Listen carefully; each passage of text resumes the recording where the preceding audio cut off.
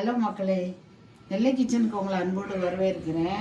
இன்றைக்கி நம்ம என்ன டிஷ் செய்ய போகிறோன்னா பாகற்காய் குழம்பு. பாகற்காய் குழம்புக்கு ரெண்டு பாகற்காயை இந்த மாதிரி ஸ்லைஸ் பண்ணி வச்சுருக்கேன். இதை நல்லா எண்ணெயில் வதக்கி தான் செய்யணும். அதற்கு தேவையான பொருட்கள் பார்த்துருவோம். அதுக்கு ஒரு 3 வத்தல் வச்சுருக்கேன், மிளகா வத்தல். 1 டீஸ்பூன் சீரகம் வச்சுருக்கேன். இதெல்லாம் வறுக்கிறதுக்கு இதை முதல்ல வறுத்துட்டு அப்புறம் அது கூட இந்த இவ்வளோ வெங்காயம், ஒரு 4 வெள்ளைப்பூடு, அப்புறம் அது கூட ஒரு 3 டேபிள் ஸ்பூன் தேங்காயும் நல்ல எண்ணெயில் வதக்கி அரைச்ச அப்புறம் குழம்பு வைப்போம். நான் இப்போ வதக்க போகிறேன், அப்போ பாருங்கள். கேஸ் ஸ்டவ் ஆன் பண்ணி ஒரு வானொலி வச்சுருக்கேன். நல்லா தண்ணி இல்லாமல் நல்லா காஞ்சிச்சு. இப்போ கொஞ்சமாக ஒரு 1/2 டீஸ்பூன் எண்ணெய், நல்லெண்ணெய் தான் விடுறேன் வறுக்கிறதுக்கு. நல்லெண்ணெய் விட்டுக்கலாம். அப்புறம் ஏற்கனவே நான் சொன்ன மாதிரி ஒரு 3 வத்தலும் இந்த சீரகம் போடுறேன். ஏன் வத்தல் கம்மியாக போட்டிருக்கேன்னா அது திரும்பி இந்த மிளகாய் பொடியும் போடுவேன் நான் தனியாக.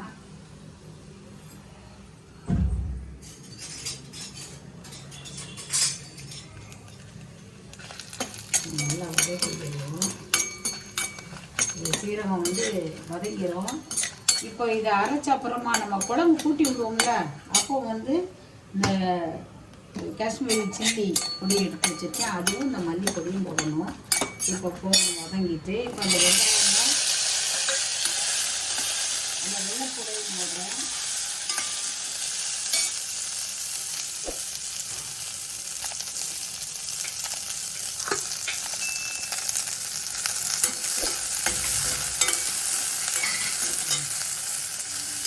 இது வதங்கும் போதே ஒரு தக்காளி பழத்தை இதோடு வெட்டி போடுறேன்.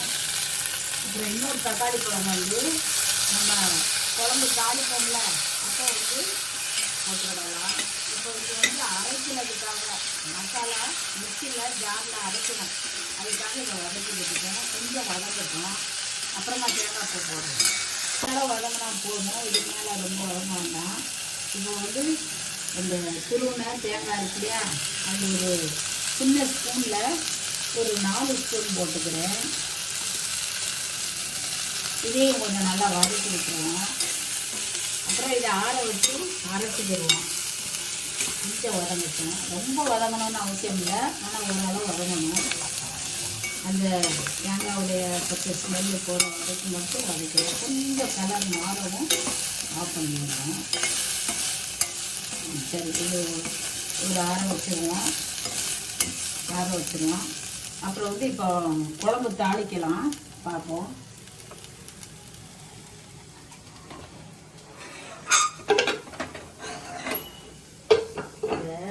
என்ன பண்ணுங்கன்னா இப்போ இன்னொரு வானொலி வச்சுருக்கேன். அதில் கொஞ்சமாக எண்ணெய், ஒரு டேபிள் ஸ்பூன் எண்ணெய் விட்டுருக்கேன். இது இந்த பாவக்காயை நல்லா வதக்கணும். அப்போ தான் அந்த கசப்பு ஸ்மெல் குறையா இருக்கும். அதனால் அந்த பாவக்காயை நல்லா வதக்கிடுவோம். இதுக்கிடையில் நம்ம வறுத்து வச்சதை அரைச்சி இது வதக்கிட்டு இருக்கட்டும். இந்த வறுத்து வச்சதை இப்போ அரைச்சிட்டு வந்துடுறேன். இதை இன்னொரு அடுப்புக்கு மாற்றிட்டேன். இந்த பாவக்காய் நல்லா ப்ரௌனாக வதங்கணும். நல்லா சிம்மில் வச்சுருக்கேன். அது வதங்கிட்டு இருக்கட்டும். இந்த குழம்பை தாளித்து விட்டுருவோம். இப்போ வானிலையை பழையபடி அடுப்பில் வச்சுருக்கேன். எண்ணெய் விட்டுக்கிடுவோம் தாளிக்கிறதுக்கு. இதுக்கு கூட கொஞ்சம் எண்ணெய் விட்டால் தான் நல்லாயிருக்கும். அப்புறம் கடுகு போட்டுக்கிடுவோம். 1 ஸ்பூன் கடுகு போட்டிருக்கேன். கடுகு வெடிக்கவும் இந்த வெங்காயத்தை சாப் பண்ணி வச்சுருக்கேன், வெங்காயம் போட்டுக்கலாம்.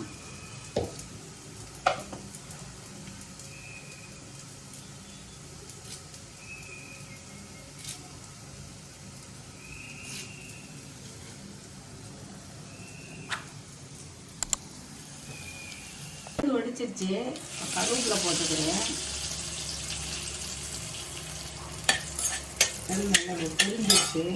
இப்போ கொஞ்சம் வெங்காயம் சாப் பண்ணி வச்சுருக்கேன். இந்த வெங்காயத்தை போட்டுக்கிறேன்.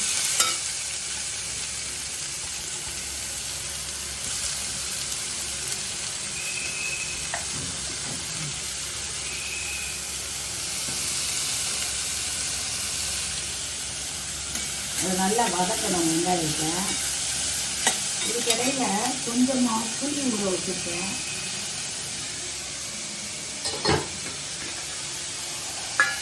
ஒரு சின்ன எலுமிச்சம்பழம் அளவுக்கு புளி ஊற வச்சுருக்கேன். இதில் தக்காளி போட்டாலும் புளி ஊற்றினாதான் அந்த கசப்பு கொஞ்சம் மாறும். இந்த பாகக்காய் குழம்பு வந்து உடம்புக்கு ரொம்ப நல்லது. மாதத்தில் ஒரு தடவையாவது இதை வச்சு சாப்பிடுங்க. டேஸ்ட்டும் நல்லா இருக்கும், வந்து உடம்புக்கும் ரொம்ப நல்லது. அதனால் இதை கண்டிப்பாக மாதத்துக்கு ஒரு தடவை சேர்த்துக்கோங்க.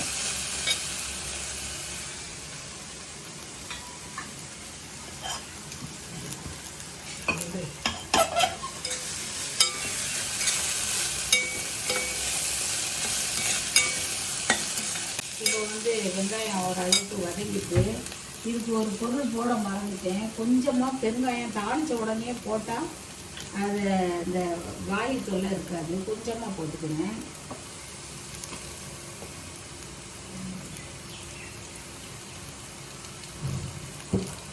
இப்போ அதையும் சேர்த்து போட்டு நல்லா வறுத்துடலாம். இப்போ வந்து தக்காளி பழத்தை பொடிசாக ஒரு பழம் கட் பண்ணி வச்சுருக்கேன். ஏற்கனவே ஒரு பழத்தை வதக்கி அரைச்சிருக்கோம் இல்லையா, அதனால் ஒரே ஒரு பழம் மட்டும் வெட்டி வச்சுருக்கேன். இதுக்கு வந்து தேவையான உப்பை போட்டுடலாம்.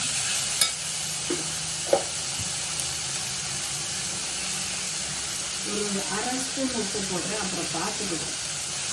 கடைசியாக உப்பு பத்தலைன்னா போட்டுக்கலாம். இப்போ நல்லா வதங்கட்டும். வதங்கின அப்புறம் நம்ம அரைச்சி வச்ச மசாலா, இந்த பொடிகள் எல்லாம் சேர்த்து இந்த பாவக்காயும் போட்டு புளி கரைச்சி ஊற்றி இறக்கிட வேண்டியதான். இது நல்லா வதங்கட்டும். இப்போ வந்து சிம்மில் வச்சுருக்கேன். ஒரு அரை டீஸ்பூன் மஞ்சள்தூள், அப்புறம் வந்து ஒரு அரை டீஸ்பூன் காஷ்மீரி சில்லி பவுடர் போட்டிருக்கேன். இதை ஒரு வதக்கிட்டு கொஞ்சம் வதக்கிட்டு பிடிக்க ஆரம்பிச்சிட்டு நல்லா வதங்கிட்டு, இப்போ நம்ம அரைச்சி வச்ச மசாலா விழுக போட்டுருவோம். வெங்காயம், தக்காளி, வெள்ளைப்பூடு, அப்புறம் வந்து தேங்காய் எல்லாத்தையும் அரைச்சி வச்சுருக்கோம். இப்போ அதை போடுறேன்.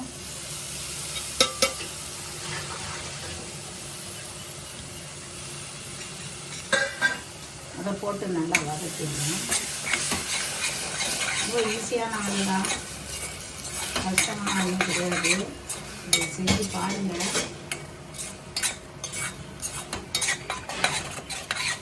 இப்போ நல்லா வதக்கிட்டு இருக்கும்போதே இந்த பாவக்காயும் சேர்த்துருவோம்.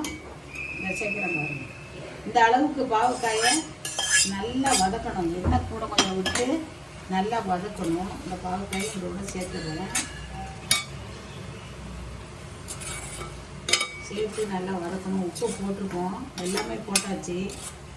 இது கொஞ்சம் இந்த பச்சை வாடை போகிற அளவுக்கு வதக்கின அப்புறமா தண்ணி ஊற்றி, இந்த புளியை கரைச்சி ஊற்றி, அப்புறம் தேவையான அளவு தண்ணியை ஊற்றி மூடி வச்சிட வேண்டியதான். நம்ம கலக்கிட்டு உப்பு செக் பண்ணிக்கணும். கொஞ்சம் புளிப்பு நல்லா இருந்தால் தான் டேஸ்ட் நல்லாயிருக்கும். இதை வந்து பாவக்காய் சாப்பிடாதவங்களாம் இப்படி செஞ்சு பாருங்கள். அந்த குழம்பு அவ்வளோ டேஸ்ட்டாக இருக்கும். கூட கொஞ்சம் சாப்பாடு இறங்கும். உங்களுக்கு உடம்புக்கும் நல்லது. கசப்பாக இருந்தாலும் தெரியவே செய்யாது.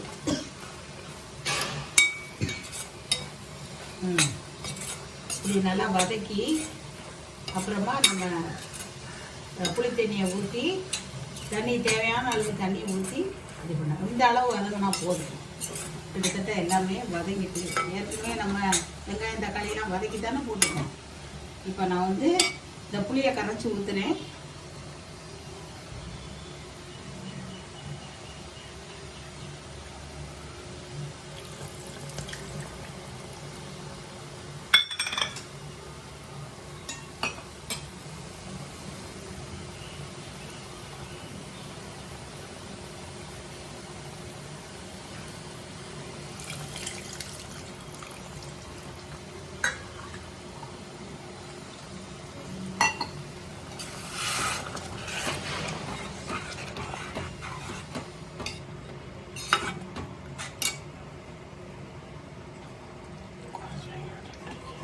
கொஞ்சம் தண்ணி ஊற்றிக்கலாம்.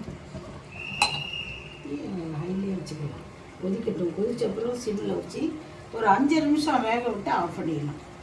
அந்த புளியை கொஞ்சம் நல்லா திக்காக எல்லா புளியும் நல்லா கரைச்சி விட்டுக்கிடுவோம். இந்த புளி தான் இதுக்கு டேஸ்ட் கொடுக்கும். ப்ளஸ் அந்த கசப்பு தெரியாமல் இருக்கும். கசக்கவே செய்யாதுங்க, ஏன்னா இதை நல்லா வதக்கிட்டோம்ல, அதனால் கசக்காது. கொஞ்சம் தண்ணி இன்னும் கொஞ்சம் ஊற்றி நல்லா வேக வச்சுருவோம். உப்பு செக் பண்ணிக்கிறோம். கொஞ்சம் தண்ணி விடலாம், போதும். உப்பு செக் பண்ணிவிட்டு இந்த வானலியை மூடி வச்சுருவோம். நல்லா கொதிக்க ஆரம்பித்த பிறகு ஆஃப் ஃப்ளேமில் வச்சு ஒரு 5 நிமிஷம் வேக விட்டு ஆஃப் பண்ணிடுவோம். சூப்பர் டேஸ்ட்டாக இருக்குது. உப்பு கொஞ்சம் போட்டுக்கலாம், ஒரு 1/4 டீஸ்பூன் கம்மியாக போட்டுக்கிறேன், அவ்வளோதான். சில பேர் வந்து இதில் வெல்லம் சேர்ப்பாங்க, நாங்கள் சேர்க்குறது இல்லை. எங்களுக்கு வெல்லம் அந்த அளவு சேர்க்குறதே இல்லை. நீங்கள் வந்து சேர்த்தா கூட நல்லா தான் இருக்கும், சேர்த்தா நல்லாயிருக்கும். இப்போ நல்லா கொதிக்கட்டும், சிம்மில் வச்சு மூடி வச்சிடலாம்.